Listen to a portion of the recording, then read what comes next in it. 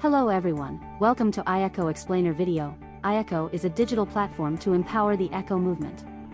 We recommend watching this video before getting started to have a brief overview of its different functionalities.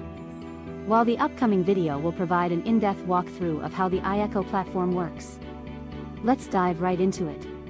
To get started, the hub owner needs an invitation from the ECHO team to register on the platform, which is sent to their email address.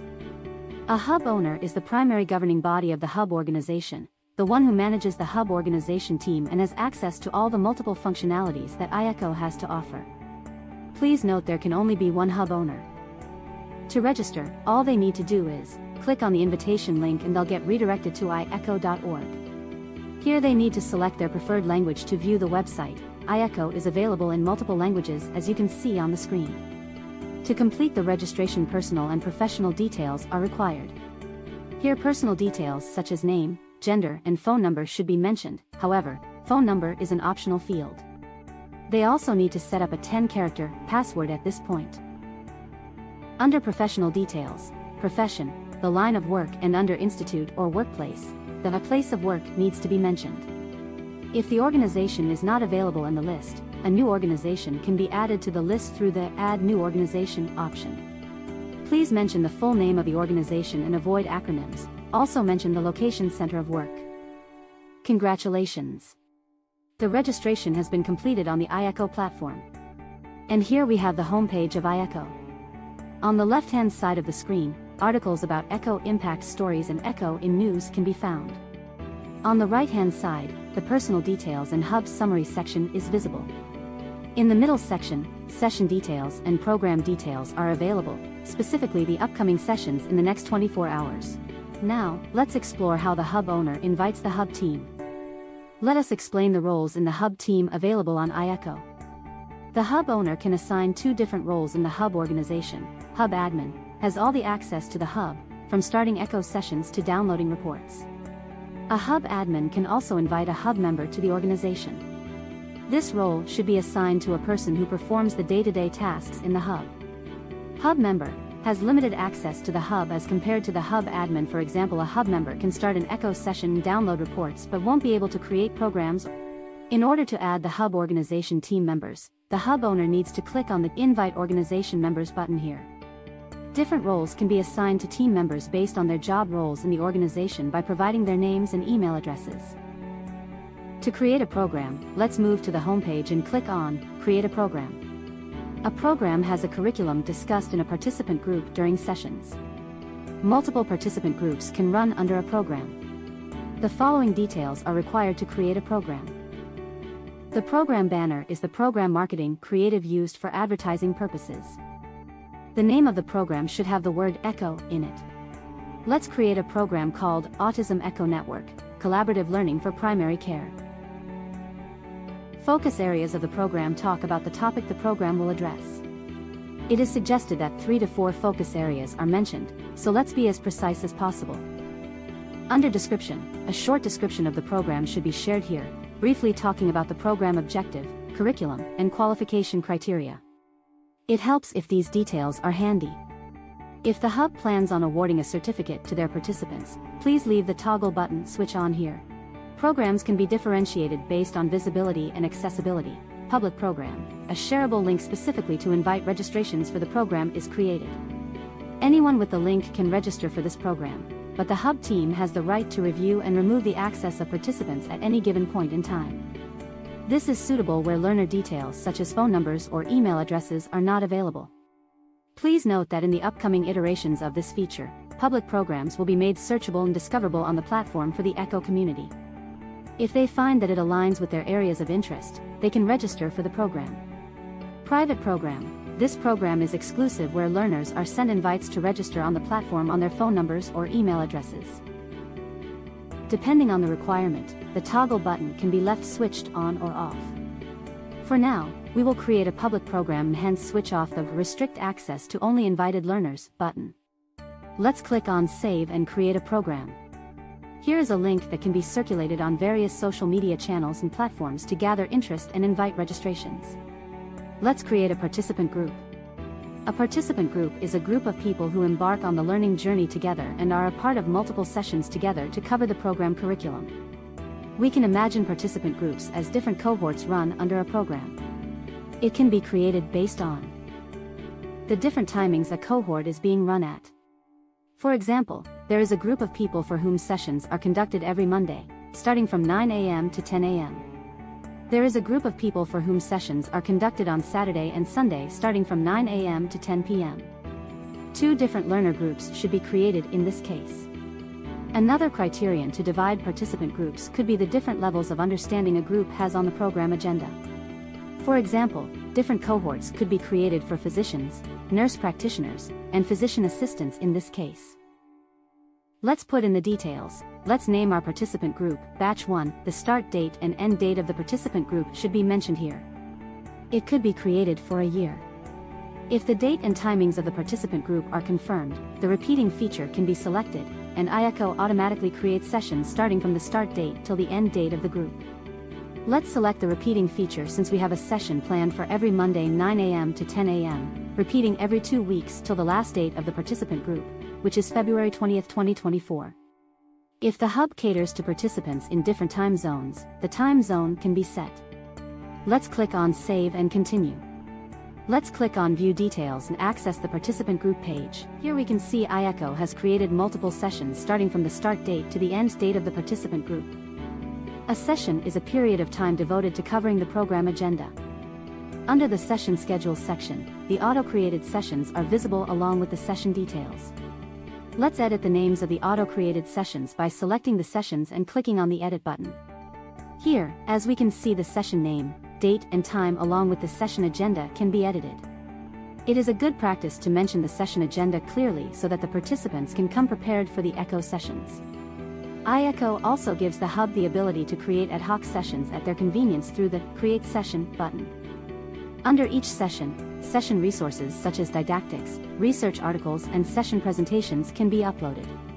It is a good practice for the hub team to add all session resources here in the Contents section for the learner's reference and ensure those are correctly labeled. Let's add a resource here. Click on Add Content, select Reading Material, select the file and rename the resource if required. All the participant group resources can be viewed and downloaded from the Content tab. Now that sessions have been created, let's add participants to this participant group. Click on the Participants tab on the menu. Click on the Invite New Participants button. iECHO allows the hub to invite participants through phone numbers or email IDs. While inviting through phone numbers, the correct country code should be used. Please note that the option to invite through phone numbers is not available in the case of a few countries. Once a participant registers on the platform, their details are available under the active participant list. All the invited participants are visible under the Invited Participants view. If required, the invite can be resent. After inviting the learners to the program, let's add case presenters and guest lecturers who will be presenting during the session. Let's head back to the Schedule tab, select the session to which they need to be invited. The case presenter needs to be an active participant to receive the case presenter invite. Click on the Add Case Presenters button, and a list of active learners will appear here. The name can be selected from here. In order to add a guest lecturer, click on the Invite Guest Lecturer button. Either invite the speaker through an email or select from the active list of learners. To reach out to learners, let's click on the Participants tab to select the list of active learners we need to communicate with via email. These participants can be filtered by their email addresses and phone numbers. Let's filter by email addresses and click on the Send Quick Email option. Here we just need to input the email subject and body. The platform will directly shoot an email to the selected participants. This feature can be used by the hub team to communicate any change in the session schedule or program curriculum, or simply to reach out to participants for something critical.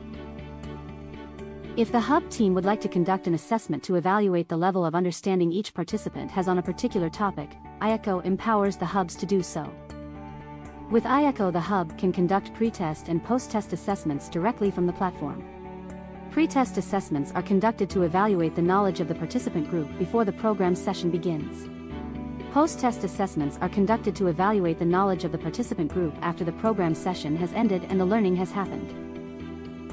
Click on the Forms section and click on the Create Assessment button. Select the form type, pre-assessment or post-assessment. Let's select pre-assessment. iECHO will redirect us to an iECHO form builder where different types of questions can be added.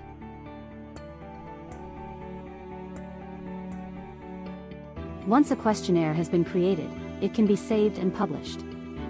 Click on Share and go to Participants to send it to participants. iECHO will redirect to the participants list. Send the assessment to selected participants by clicking on Share Assessment or select the option of Share Assessments to All for sharing it with the whole participant group. In the case of reusing an old assessment with some minor changes, click on the Forms section and click on the Create Assessment button. Select the form type, pre-assessment or post-assessment. Select an assessment given under Copy Assessment From. iECHO will open another window where one can make the required edits to the assessment. iECHO has now created a copy of the assessment. Make the required changes, save and publish. Click on Share and go to Participants to send it to participants. iECHO will take us to the participants list. Send the assessment to selected participants by clicking on Share Assessment or select the option of Share Assessments to All for sharing it with the whole participant group. These are the different types of questions which can be added to the questionnaire. Short answer, open-ended questions that require learners to create an answer within 50 to 100 words. Paragraph, open-ended questions that need learners to create an answer within 5001000 words. Date, subjective questions which require a learner to select the correct date in the calendar. Numbers, subjective questions which need learners to select the correct numeric value in the answer. Rating scale, closed-ended survey question used to represent respondent feedback in the form of a rating scale. For example, rate the session from a scale of 1 to 10, 10 being the highest. Single select, multiple choice questions where learners can select one correct answer. Multi-select, closed-ended questions which can have multiple answers. Objective plus remarks, multiple choice questions where learners can select one correct answer, as well as add subjective comments wherever applicable. Multi-select plus remarks, closed-ended questions which can have multiple answers and add subjective comments wherever possible. Let's see how the Hub team can start an iECHO session. 30 minutes before the session start time, the platform sends session reminders to the learners and activates the Start Session button. Click on the same and mark the attendance. If the host is starting the session alone, they need to click on Only Me. If multiple people are joining the session together, select Me plus Others and mark the attendance of the participants present in the room from the list of active participants that appears. For now, let's select the Only Me option and continue further. iECHO will open another tab where we need to click on the Launch Meeting button and will be redirected to the Zoom platform.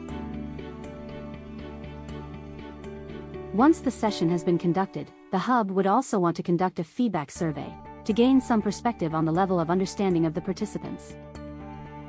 iECHO enables Hubs to do so with a generic feedback link, which can be shared in the chat box at the end of each session. Under the Forms section, a live count of the number of people who have attended a session and the ones who have filled out the feedback form is available. Click on the Edit button to make edits to the form. We have a default feedback form attached to each session. In case of any changes or additions are required, it can be done through iECHO. We have integrated a form builder in iECHO, which allows Hub admins and owners to add, delete, and make edits to questions in the feedback form. Click on the Edit button to make edits to the form. Please note, it is suggested that the Hub team refreshes the form page to view the number of recorded responses in a feedback form. The Hub team should not delete a question with a recorded response since it can tamper the reporting. The Hub won't be able to edit a question with a recorded response. Alternatively, the Submit Feedback button is activated in the Session Details section 20 minutes before the session end time, and learners can refer back to the same to submit feedback. The session feedback and attendance reports can be downloaded from the Reports tab. Select the session the Hub would like to view the report for. Select the type of report. Click on Download. Hub can also choose to download the participant group attendance report by clicking on All Sessions and the Download Report button to access the CSV. Hubs can also issue certificates to learners who qualify for them as per the Hub organization's requirements. Select the Participants tab, visit the active participants list and click on the list of learners to whom the certificate needs to be issued. A certificate template will appear, wherein the certificate type can be selected, modern or classic. Upload the header image with logos of the relevant organizations. Provide the heading, subheading, and certificate description. Upload the footer image with the signatures of relevant people. Once the layout and design are confirmed, click on Confirm and Issue. The learners will receive the certificate via email and SMS. These certificates come with a QR code which when scanned can confirm the authenticity of a certificate by showcasing details such as the name of the certificate holder, the program for which the certificate was awarded, etc. Keeping in mind the Hub organization's reporting requirements, a program dashboard has been designed. This can be accessed by selecting the program and then clicking on the Dashboard tab. Here details, such as active participants, average attendances, participant learning sites, number of sessions, learning hours, and cases presented can be viewed on the basis of participant groups. The data can be filtered on the basis of learner group, gender, and date. Multiple charts can be found here such as session-wise attendance. This chart talks about the attendance in participant learning sites. Location-wise attendance. This is a worldview map which shows where are our learners placed. Gender distribution. This donut chart represents the gender distribution of the participant group. Profession distribution. This chart represents the professional qualification distribution of the participant group. The Hub can save the report by clicking on the Download Report button.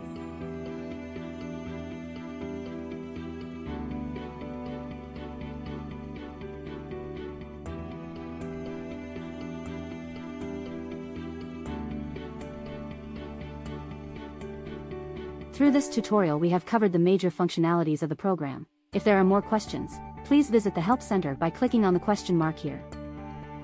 Congratulations! The onboarding has been completed. For any concerns, queries, or suggestions, reach out to us at our email ID. Alternatively, chat with us if you're facing any technical difficulties and we'd be happy to help.